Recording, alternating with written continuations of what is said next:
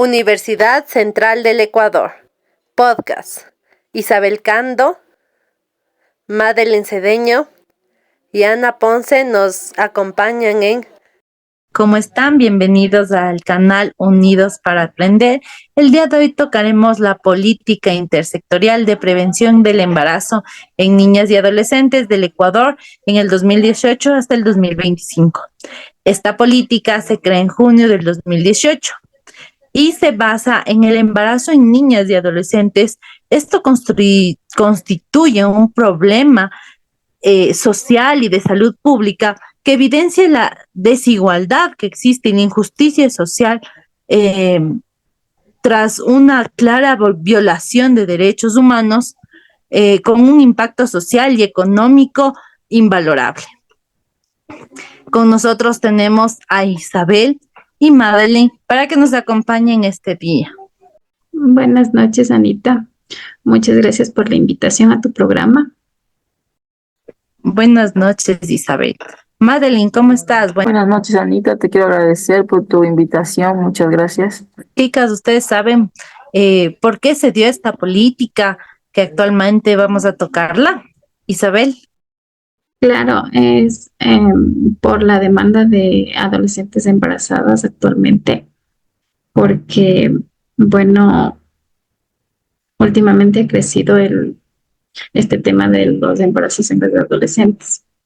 A nivel regional, la tasa de embarazo adolescente es muy alta, debido a que se da generalmente por poblaciones de adolescentes que se encuentran en vulnerabilidad, escasos recursos o de diferentes etnias, por lo general indígenas, y que no tienen completados sus estudios. Eso es lo que registra esta situación de los embarazos no deseados, embarazos adolescentes. Sí, el Ecuador ha avanzado, ha tenido muchos avances importantes, pero en realidad en este tema en específico vemos que el ejercicio pleno del derecho a este programa está muy escaso. Por eso tenemos ciertas justificativas que ustedes las van a decir a continuación para que nuestro público lo sepa. Isabel, Madeleine, adelante. Los problemas de salud y la muerte de adolescentes constituyen un grave problema mundial. Ecuador ha logrado importantes avances en el área social, sin embargo, el ejercicio pleno de los derechos de niñas y adolescentes todavía presenta brechas determinadas por inequidades económicas de géneros, sociales y étnicas. Madeleine. Tenemos una considerable cantidad de embarazos no adolescentes, que es de 1.102 abortos que se generan por lo general entre chicas de 10 y 14 años. ¿Verdad? Y pues este marco legal internacional que también tiene ciertos objetivos de esta política. Uno de los objetivos es garantizar una vida sana, proveer el bienestar de de todas las edades, las mujeres de estas edades. Pero también es garantizar una educación inclusiva, equitativa y sobre todo de calidad, donde las oportunidades de aprendizaje sean iguales para todos durante toda la vida. Entonces tenemos algunas características que tenemos que tomar en cuenta, como pueden ser en la vida sexual de los estudiantes, es la muerte materna, de lo que nos va a hablar Isabel. Bueno, yo les voy a hablar sobre la muerte materna. Se dice que para el año 2016 se registraron 154 muertes maternas, donde una muerte corresponde al grupo etario de 10 a 14 años, mientras que 16 muertes corresponden al grupo de 15 a 19 años. Del total de muertes maternas, el 11% son de adolescentes. Muy bien, o sea, creo que en este tema es muy importante recabar, porque a veces, muchas de las veces, no sabemos, las adolescentes y las niñas, y muchas veces en la parte rural, no saben que existen controles prenatales y continúan su embarazo sin este control. como consecuencia tenemos una muerte materna. Ya las niñas de 14, 15 hasta los 19 años no están preparadas fisiológicamente para esto. Su cuerpo es aún muy débil para afrontar un embarazo y estos pueden ser de alto riesgo, lo que nos lleve a una muerte materna. Lo que no podemos desaparecerlo, pero sí podemos disminuir con la prevención, con hablar libremente de la sexualidad, porque no es solo un tema el aborto, existen más temas. Existen más temas como es el aborto, que nos va a hablar Madre. Bueno, el aborto también se da por esta situación de la falta de conocimiento de muchas jóvenes y jóvenes que inician sus relaciones sexuales sin tener conocimiento de lo que se viene a continuación. O sea, no tienen ningún conocimiento previo de nada porque incluso en sus hogares no cuentan con los padres que le puedan intuir, inculcar acerca de esos temas, porque se vuelve un tabú a veces hablar con los propios padres y ahí cuando los adolescentes caen ahí en ese error de tener un embarazo no deseado y por ende se genera un aborto también, la situación de los abortos. Así es, Madeleine. El aborto en sí, literalmente, ni siquiera se hace en un hospital, se hace en lugares clandestinos, donde no solo llega el aborto, sino va correlacionado, tomado de la mano con la muerte materna, porque en el Ecuador se registran más o menos 1.102 abortos en adolescentes de 10 a 14 años. Saben que son niños de 10 a 14 años, son niñas que aún fisiológicamente no están desarrolladas y todas estas prácticas se las hace en un lugar clandestino, donde no toman todas las suficientes medidas higiénicas, se podría decir. Los padres no saben, por eso están ahí las chicas, buscan o piden valores muy bajos, entonces ni siquiera la medicación o el oxígeno les ponen. Es complicado también saber el tema de comunicación entre padres, porque no se habla tan fácilmente en nuestra sociedad. Existe un tabú de hablar de la sexualidad, cuando tendría que ser algo normal hablar de la sexualidad, de indicarles a los niños, a las niñas y a los niños también, que esto es un tema de adultez, porque no les vamos a cortar las alas a tener una libre sexualidad, pero sí hacerles saber que no solo es el tema de quedar embarazados, también incluye el tema de enfermedades de transmisión sexual, que puede ser el virus del papiloma humano, que en las mujeres es muy común y es el más grave porque nos da cáncer al cuello del útero, pero eso no lo tomamos en cuenta. Todo se enfoca a lo malo que existe tras tener una relación sexual, que lo malo entre ellos es ver a una niña embarazada, que es preocupante, sí, no lo niego, es muy preocupante ver a una niña embarazada, pero también tenemos la preocupación de las enfermedades de transmisión sexual y el más mortal, se podría decir, es el VIH-Sida. En el Ecuador, en el 2016, se detectaron con VIH 23 nuevos casos en adolescentes de 10 a 14 años, o sea, que ya iniciaron su educación, sus relaciones sexuales. Y en sí existen ya más de 265 casos de VIH y estos ya 70 son SIDA. Y el VIH es más leve, el SIDA disminuye tus defensas, tu sistema inmunitario, y no es que te maten, sí, la enfermedad del VIH, sino el sistema inmunológico tan débil que tenemos, eso es lo que nos mata cuando tenemos VIH-Sida. Y que exista este tipo de enfermedades entre 15 y 19 años es algo impresionante, pero también tendríamos que tratar nosotros como padres de explicar esto, de hablar esto sin ningún tabú a nuestros hijos. No sé qué opina Isabel de esto. Estoy de acuerdo porque si fuéramos más comunicativos con nuestros hijos, entonces creo que podríamos evitar incluso los embarazos, las enfermedades y también si tuviéramos una buena comunicación con nuestros hijos, podríamos eh, ayudarles con un tratamiento médico o con un control médico, ¿verdad? Porque al hacerlo esto, ellos, sin comunicarnos, pues ellos no están conscientes de que pueden adquirir enfermedades o quedar embarazadas las chicas, ¿verdad? Entonces, como decías, Anita, esto ya no debería ser un tabú, porque podríamos evitar muchas enfermedades y por ende los embarazos en adolescentes. Gracias, Isabel. Tú, Madeleine, ¿qué opinas sobre esto?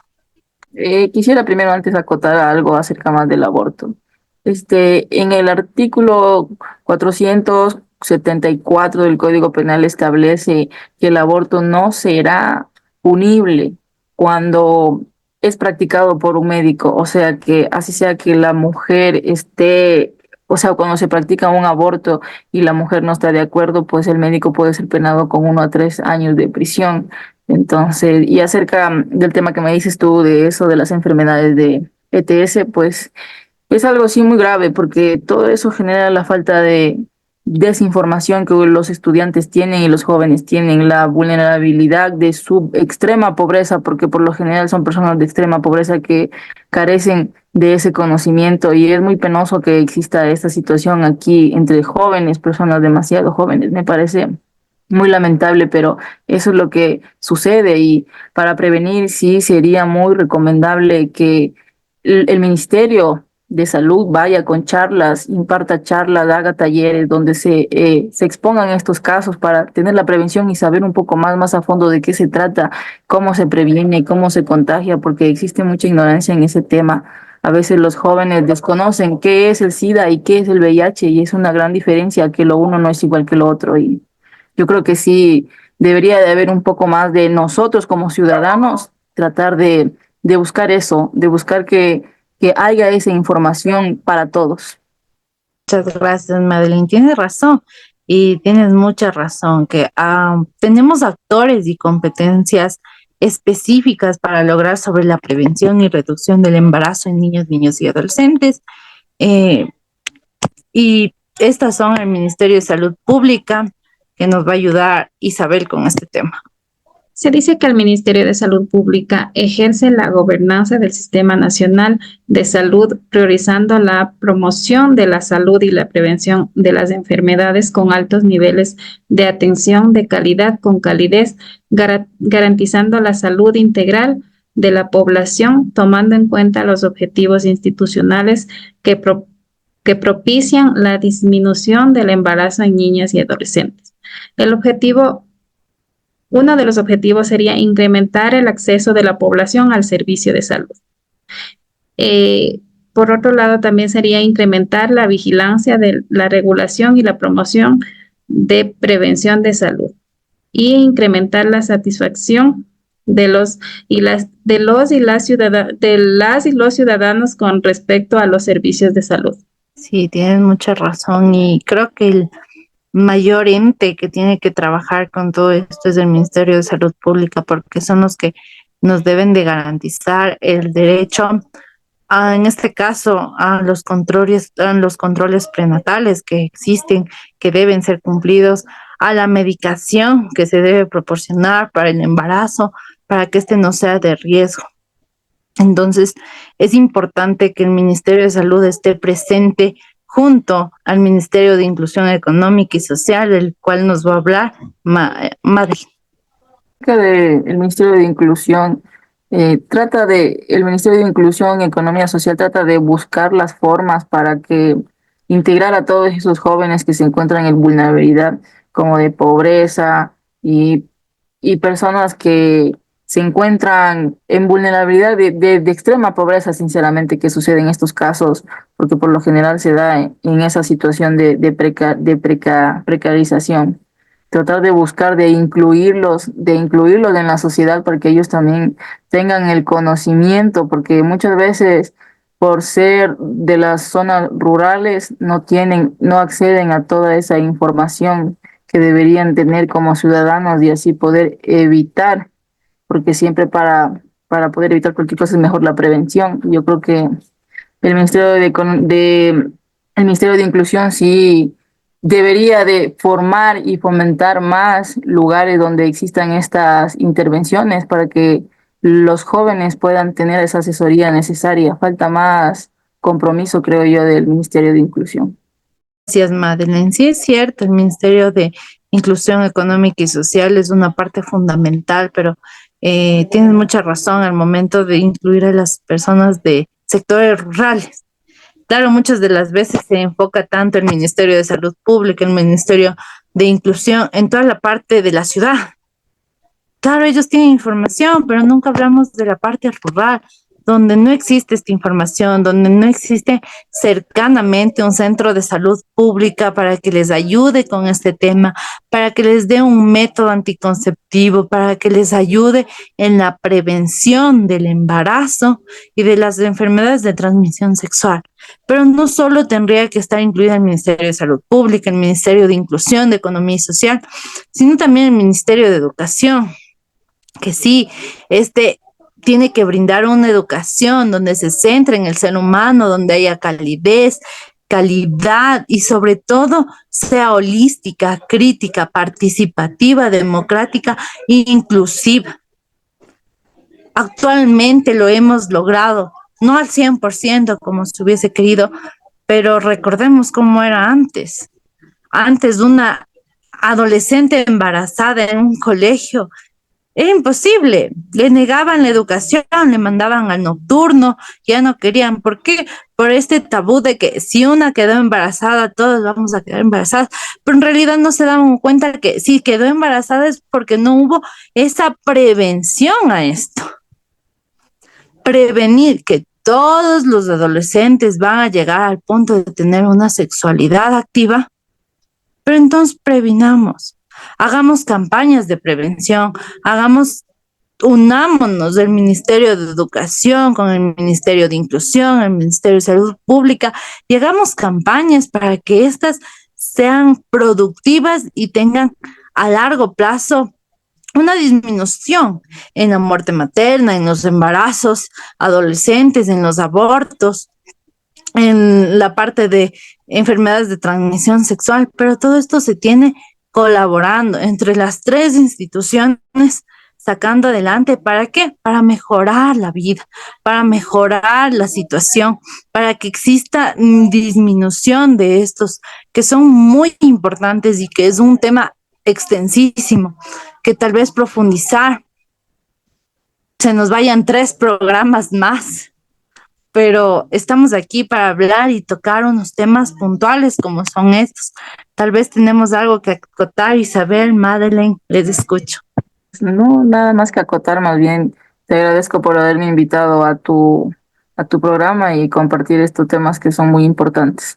De igual manera, podríamos hablar mucho tiempo más, pero creo que el tiempo no nos permite. Entonces, yo también agradecida por la invitación y, bueno, sobre todo haber tenido un diálogo de mucho interés como es este tema precisamente. Muchas gracias, Anita, por la invitación. Gracias a ustedes por venir. Esto ha sido Política Intersectorial de Prevención de Embarazos de Niñas y Adolescentes. Nos vemos en otro capítulo. Gracias.